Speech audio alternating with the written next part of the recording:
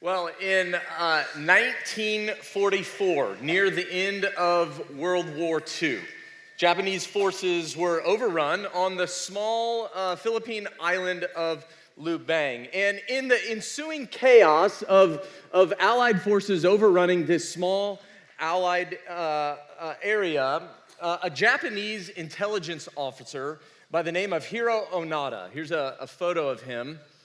Hiro Onada. In this ensuing chaos of the Allied forces overrunning this small Japanese-controlled island, he flees to the jungle with orders from his commanding officer to continue engaging in guerrilla warfare on behalf of the Japanese emperor until his commanding officer returns for him and his troop.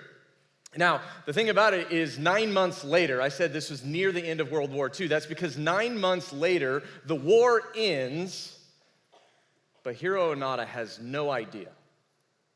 He was in the jungle. He had primitive resources. He had a hand crank radio, which at one point told him that the war had in fact ended, but he assumed that this was just Allied propaganda telling him that the war was over when in fact it wasn't, in order for him to give up, him and others give up their positions and surrender the fight. And so what Hiro Onada did is he stayed in that jungle and he continued the fight for 30 years. For 30 years, he held that post in that jungle, engaging in a war that had ended. Now, the question is why, right? Why? It's because he believed a story. Hiro Onada believed a story that he continued to tell himself over and over and over again. And that story was the emperor still reigns, the war hasn't ended. And so as the years pass, he sees friends disappear and he starts to wonder, where are they going? Did they leave? Were they captured? Are they dead? Were they killed? He doesn't know. It wasn't until 1974 that the local military begged his former commanding officer, who was back in Japan, to come to Lubang to convince Hiro Onada to come out of the jungle, that the war was over. Eventually, that commanding officer, he comes to Lubang. He goes to that jungle. He searches and finds Hiro Onada, convinces him of the truth. And when they walk out of the jungle, Hiro Onada is said to have looked around and then began to weep uncontrollably. He just began to weep uncontrollably. Why? Because he'd been living a lie, and it cost him 3 decades of his life. Now, can you imagine? Can you imagine coming out of that jungle after believing this story, this idea that the war was still going, that you had been fighting a fight for 30 years, but you come out of that jungle and you realize it's a complete lie. The story that you've been living in, it's not true. The realization that the purpose of your life over the last 3 decades had been a waste.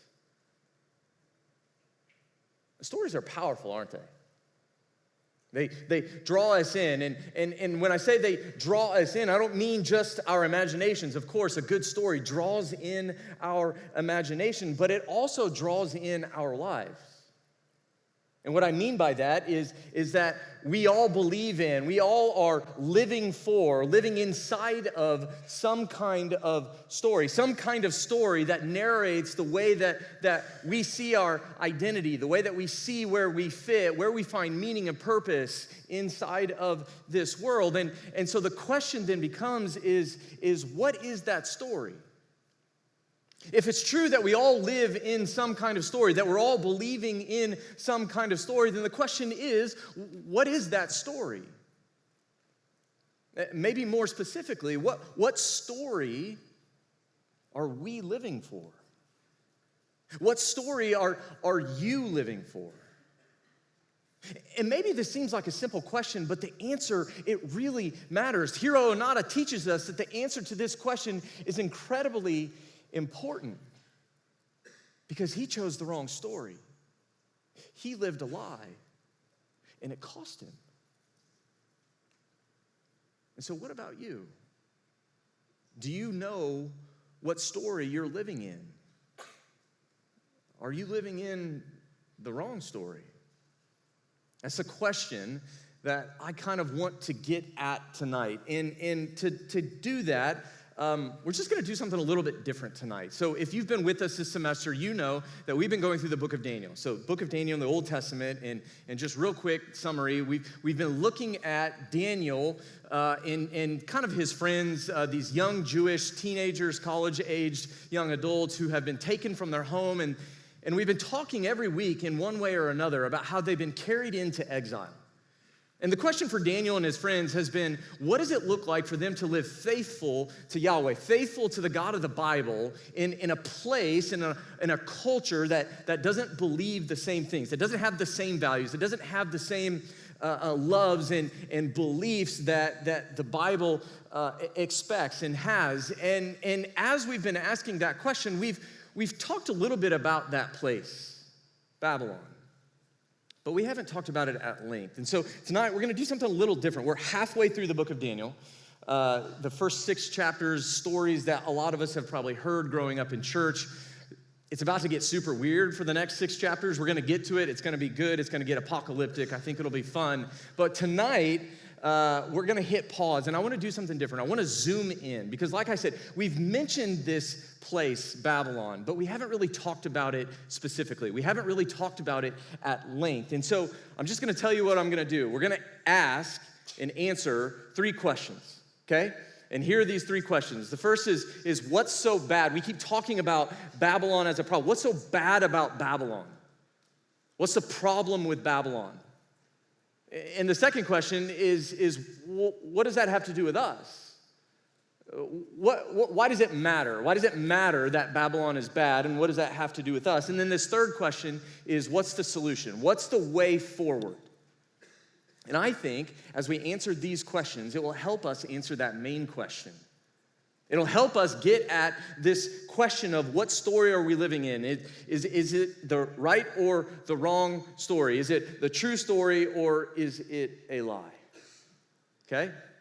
So that's where we're headed. Let's go to this first question. What's so bad about Babylon? Now, to answer this question, we need to go back to the beginning. And I don't mean the beginning of Daniel. I mean the beginning of when Babylon is mentioned for the first time in the Bible. And it's mentioned for the first time not in the book of Daniel. It's actually mentioned in the very first book of the Bible, the book of Genesis. This is Genesis 10. We're going to parachute into verse 8. Cush was the father of Nimrod, who became a mighty warrior on the earth. He was a mighty hunter before the Lord. That is why it is said, like Nimrod, a mighty hunter before the Lord. The first centers of his kingdom were Babylon, Uruk, Akkad, and Calneh and Shinar. From that land, he went to Assyria, where he built Nineveh and Rehoboth, Ir, Calah, and Rezin, which is between Nineveh and Calah, which is the great city.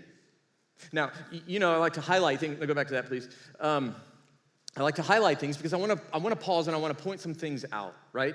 And some things that I want to point out in this kind of abstract passage with a bunch of names that are hard to pronounce. I probably didn't say any of them right, but I think Nimrod is right. And here's the thing: I have Nimrod highlighted because so it's his name. But the interesting thing about Nimrod is the Hebrew word here behind this name. It just means to rebel. So this guy is kind of named rebel. And we're told some things about this guy named Nimrod, which also means rebel. We're told that he's mighty.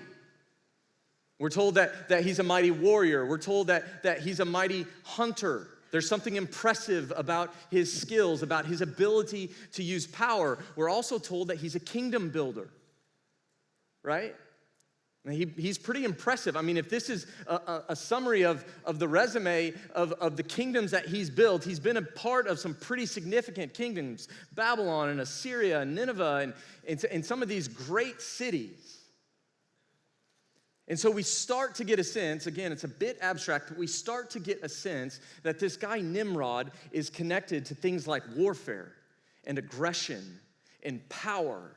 And what that does is it gives us a sense of what some of these cities, maybe all of these cities, must have been like. Cities that were founded with some of those core tenets at the center. Cities that were founded on principles of power and principles of warfare and principles of aggression. But we don't actually learn about the cities. It's not until the very next chapter. And so that city that I'm most interested in, remember tonight, is Babylon. And so Genesis 11, it's going to zero in on Babylon, and it's going to tell us specifically about this city. So this is what we read, Genesis 11, picking up verse 1. It says, "Now the whole world had one language and a common speech. As people moved eastward, they found a plain in Shinar and settled there. They said to each other, 'Come, let's make bricks and bake them thoroughly.' They used brick instead of stone and tar for mortar. Then they said, 'Come, let us build ourselves a city with a tower that reaches to the heavens so that we may make a name for ourselves. Otherwise, we'll be scattered over the face of the whole earth.'" So remember, in Genesis 10, we see that Nimrod, this guy Nimrod, is the founder of the city and the empire, eventual empire of Babylon. And we're told in chapter 10, it's Nimrod building this city. But here we're saying, we see all the people. So in some sense, Nimrod gathers human beings together, we're told, to use a new technology. Okay, what do you mean new technology? Well, it says that they use bricks. So interestingly, this was actually a new technology for them. They figured out how to make bricks, bake bricks that fit neatly together, right? And so we know how bricks work, but this was kind of the beginning of brick making, and they used bricks instead of stacking stones to do what? To build a tower, right? It says they use bricks instead of stacking stones, so they make this tightly fit, this structurally sound tower. But it wasn't just any tower. It was a magnificent tower. It was a tower that was intended to reach the heavens. We might say a temple of sorts, of human achievement. And I say that because what this tower becomes is it becomes symbolic of their technological mastery. It becomes symbolic of human achievement. It becomes symbolic of how they, as human beings, decided to use their power. And I say it became symbolic, and I say they were aware of it. They knew that those things were true. They knew that this tower was a symbol of their power. They knew this tower was a symbol of their technological advancement. They knew that this tower was an impressive symbol of their achievement. Because look what it says. It says, so that. They do all this. Invent a new technology, build a tower up to the tall heavens so that, why? So that we may make a name for ourselves. So that we may make a name for ourselves. Now, we can't get into it. If we had more time, I'd go back and I'd pull some other passages, particularly Genesis 3, because what this is doing, it's kind of, again, we don't have the time, but it's kind of mimicking what happens in Genesis 3. It's another attempt. It's another human attempt at becoming like God. Because that was the problem in the garden. If you're familiar with the beginning of the Bible, or at least the third chapter of the Bible, you know that the man and the woman living in perfect relationship with God, their creator, living in perfect relationship with each other, living in perfect relationship with the world. God had given them a great identity. He had given them a great sense of belonging. He'd given them meaning and significance and purpose. But what do? If you know the story, you know that God had given them all those things, but that wasn't enough. They wanted more. They exchanged the truth of God. They exchanged the true story for a lie. They exchanged God's story for their story, God's kingdom for their own kingdom. And I'm bringing that up because that's kind of what's happening. It's pretty much the same thing that's happening here in Genesis 11. These people are building this incredibly impressive tower, this incredibly impressive temple, and they're saying, look at me. Look at me. God had given them a command to fill the earth, multiply, fill the earth, cultivate the kingdom of God, and instead they cultivate the kingdom of self. It's another human attempt at becoming like God. One Bible scholar that I read, actually in my ESV study Bible. So just a quick plug for a good study Bible, you get great quotes. So this is what it says. He said, look, the Babel enterprise, so this whole talk about Babylon, he says, this Babel enterprise, it's all about human independence and self-sufficiency apart from God.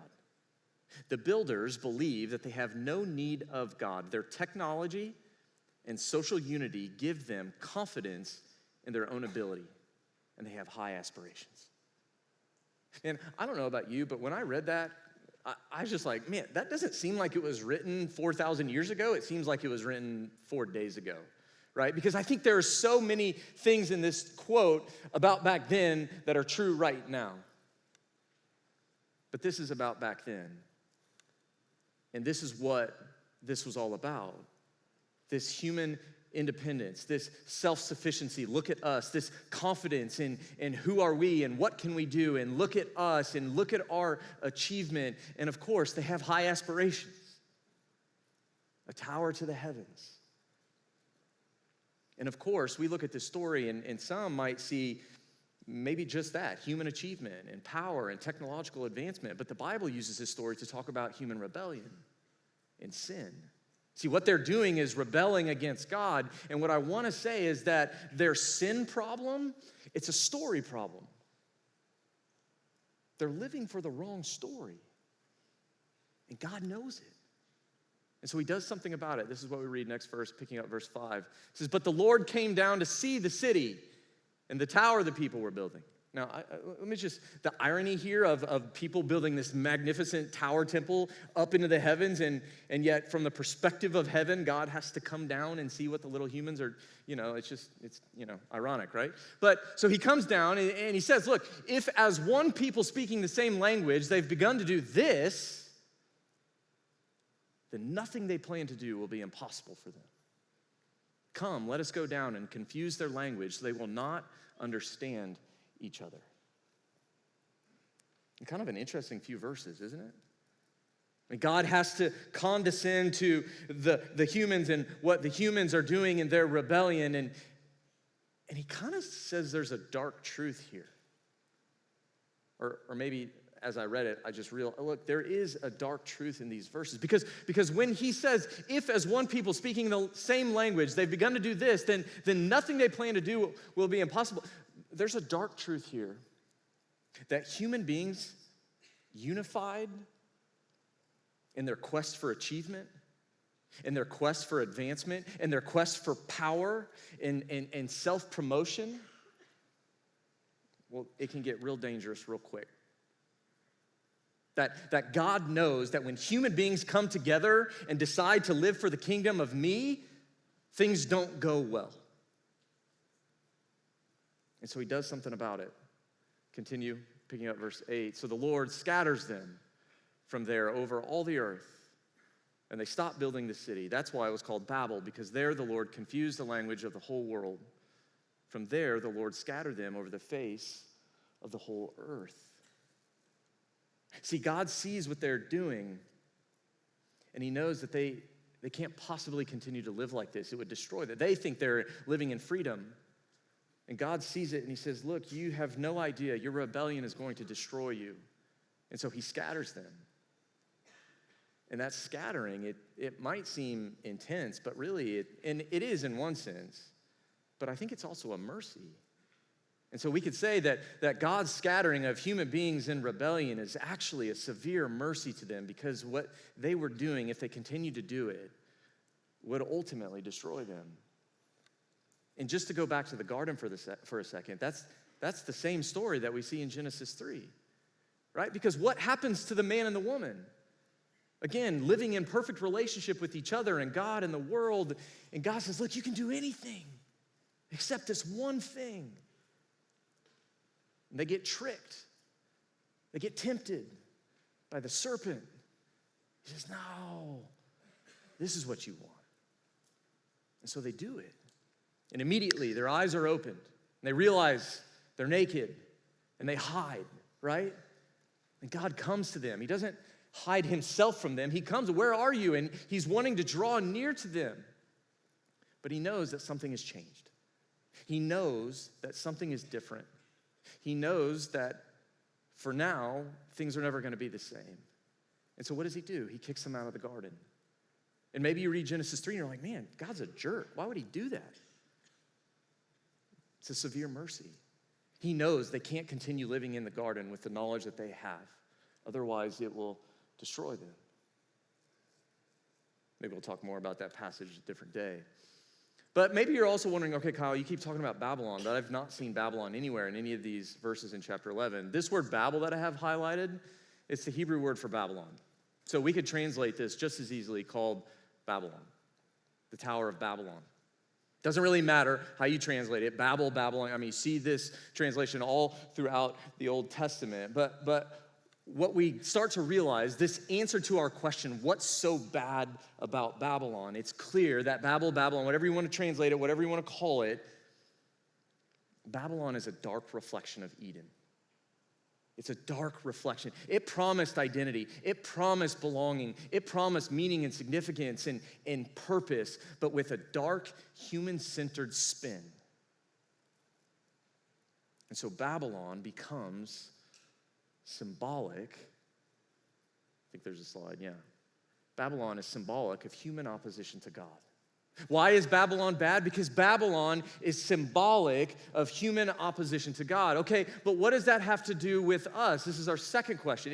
If that's true, if the answer to the first question is why is it so bad? Well, it's bad because it represents a human spin on Eden, which is to say rebellion, right? Human opposition to God. Then what does that have to do with us?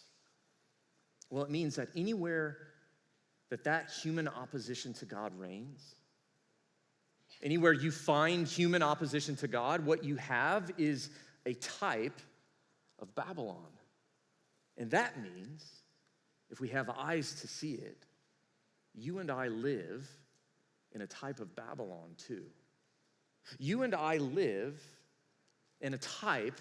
It sounds kind of odd to say it because we're like, no, dude, we're in Colombia. But just go with me. Go with me on how the Bible talks. It's symbolic. It's symbolic of human opposition. I'm not saying Colombia is the only place where there's, no, I'm saying Babylon's all over. In fact, as my good friend Patrick Miller, he's a pastor here at our church, this is in an upcoming book he has. I got an advanced copy and stole this quote because it's good. It's also a little bit wordy. He's really smart, way smarter than me, so it gets a little word soupy toward the end, but stick with me. He says this. He says, while Babylon comes in many shapes, sizes, and varieties, the core of what Babylon is always the same. Okay, so what is it? The core of Babylon, it's a rejection of God's image in every human. It's a denial of God's vision of good and evil, and the impression and exploitation of God's creation. This is where it gets a little wordy.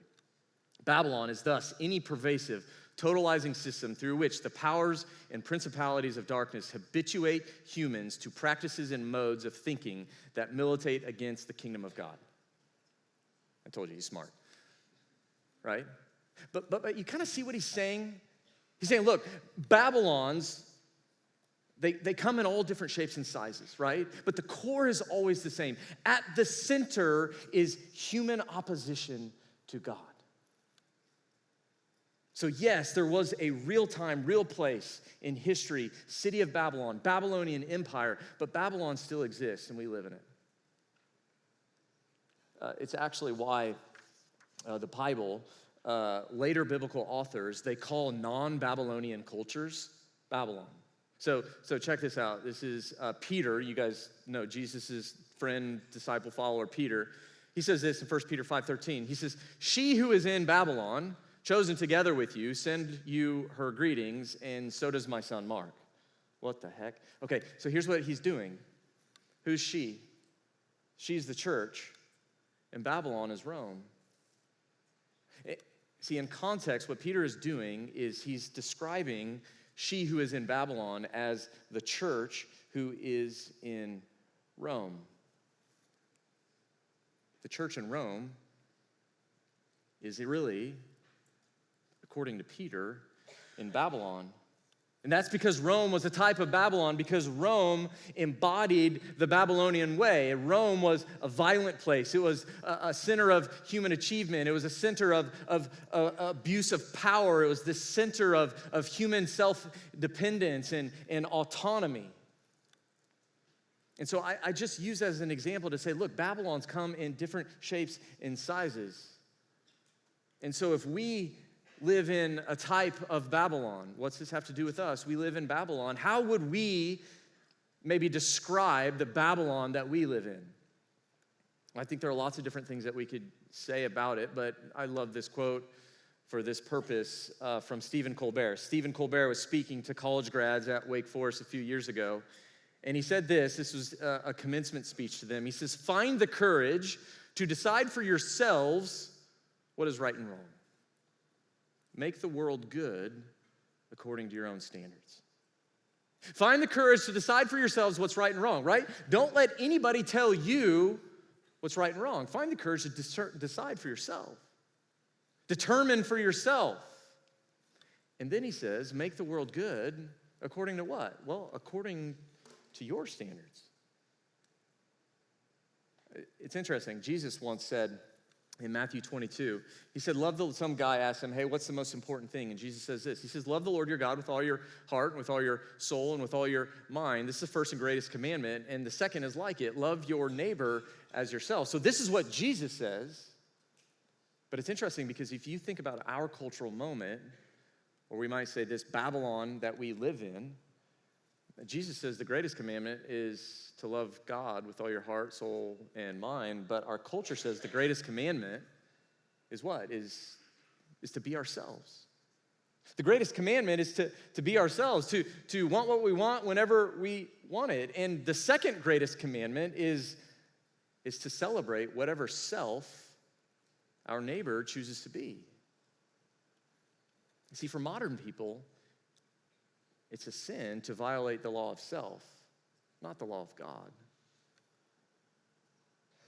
See, I want you to hear me say this. The story of Babylon is and always has been the story of me.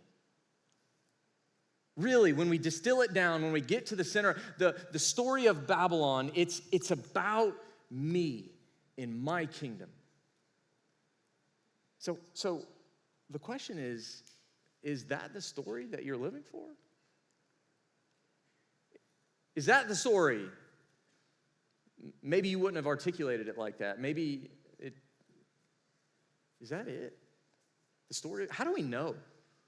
How do we know? I was just thinking about, okay, so let's maybe just apply this out and run with some things that we care about. So here are a few things.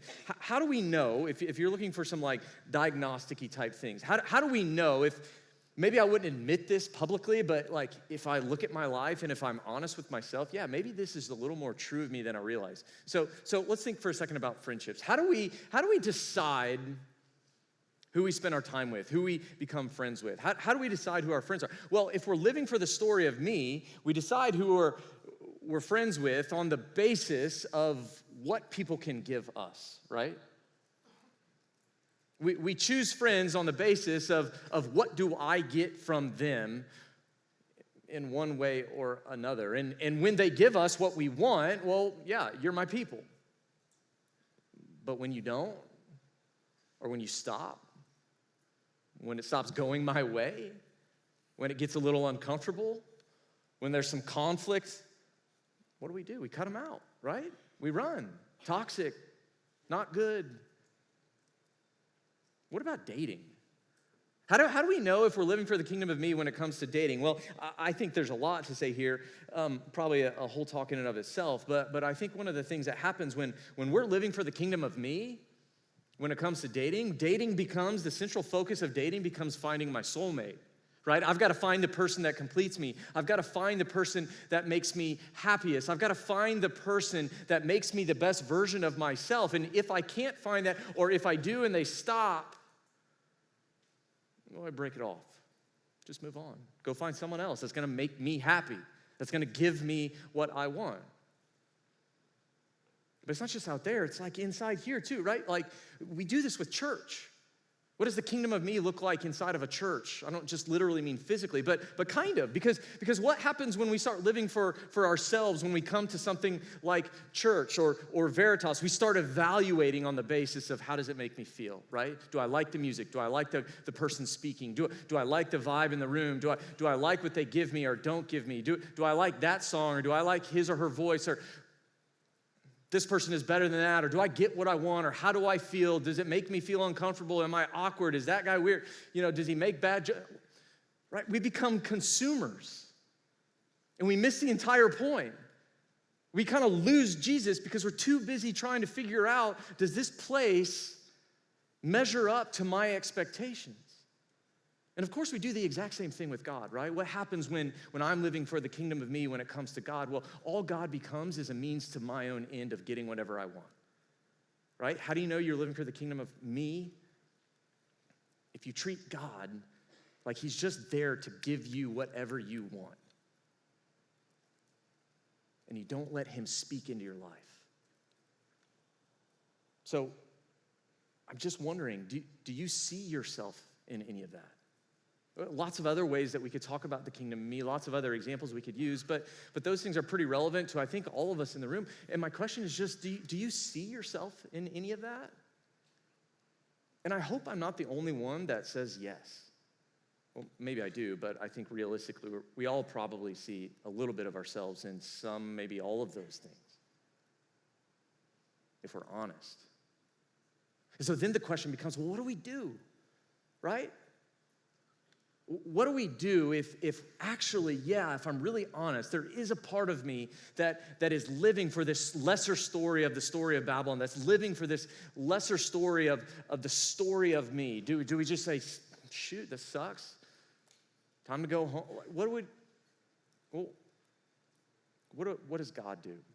So this third question, what's the solution? In other words, what's the way forward? And rather than me just telling you what I think the way forward is, I want to go back to the source. What does God say the solution is? What does God do? What is God's response to the problem of human rebellion? What is God's response to the problem of Babylon in Genesis 11? To be honest, it's a little bit odd, but this is what we read. Very next chapter, right after Genesis 11, we see 12, verse 1. Now the Lord said to Abram, "Go from your country and your kindred and your father's house to the land I will show you. And I will make of you a great nation. And I will bless you and make your name great, so that you will be a blessing. In you, all the families of the earth shall be blessed." Now, we could talk so long about these three verses. We don't have any time to do that. But I just want to highlight a few things that I think are significant and important for what we're talking about. I said it's odd because we don't have the context, but the context here is Abram's an old dude. He's like in his 90s. He's a grandpa at this point. And God's solution to the problem of Genesis 11 is to go to an old guy and eventually his wife, to go to this elderly couple. His solution to the problem is to take this no-name elderly couple and make them great.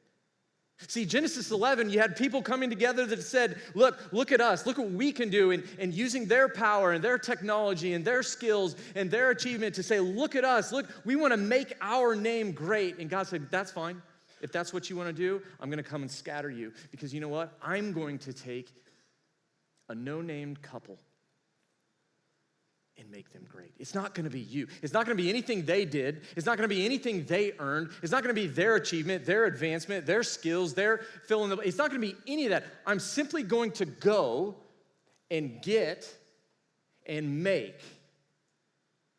Why? Right? Like, if that's all it is, okay, cool. Like, you made an old couple great. What does that have to do with us? But we get to sow that, right? We get to sow that here. And so when we see us sow that, we got to ask, why is it there? The whole point of God going to this no-named elderly couple is so that God makes them great, so that they will be a blessing, so that in them all the families of the earth will be blessed. In other words, the so that is that they would go out and be a blessing. They would go out and make life better for people. See, that was their call, to go out and not be about the kingdom of me. It was to go out and be about the kingdom of God. That's the solution. Yes, there's a part of me living for the kingdom of me, but God has a bigger story. God has a bigger, better story that he's calling me into. That's true. That gives me real identity, real belonging, real significance and meaning and purpose. And so we can stop settling for that smaller, lesser story, for God's bigger, better story that he's calling us into. You guys ever watch Looney Tunes? Super hard left, right? Okay, maybe you don't. I'm old, so I watch Looney Tunes. Even if you don't, you know what the Looney Tunes are, right? Maybe you don't know this guy. This is Mel Blanc. I was supposed to say that, but I did. I just didn't point to the slide. Sorry, Emily. This is Mel Blanc. And the thing about Mel Blanc is that he was the voice behind a lot of the Looney Tunes characters. So all the characters that, if you didn't watch, you don't really care, but I'm going to tell you anyway. Bugs Bunny, Daffy Duck, Yosemite Sam. But maybe most notably, he was the voice behind Porky Pig. Remember Porky Pig? Every episode of Looney Tunes, even if you haven't seen it, you've heard this phrase. Every episode of Looney Tunes ends with the same phrase. I'm not going to do it because I'm going to look like an idiot, but he says a few things and he goes, "That's all, folks," right? That's all, folks. And the interesting thing about Mel Blanc is that when he died, that's what he put on his tombstone.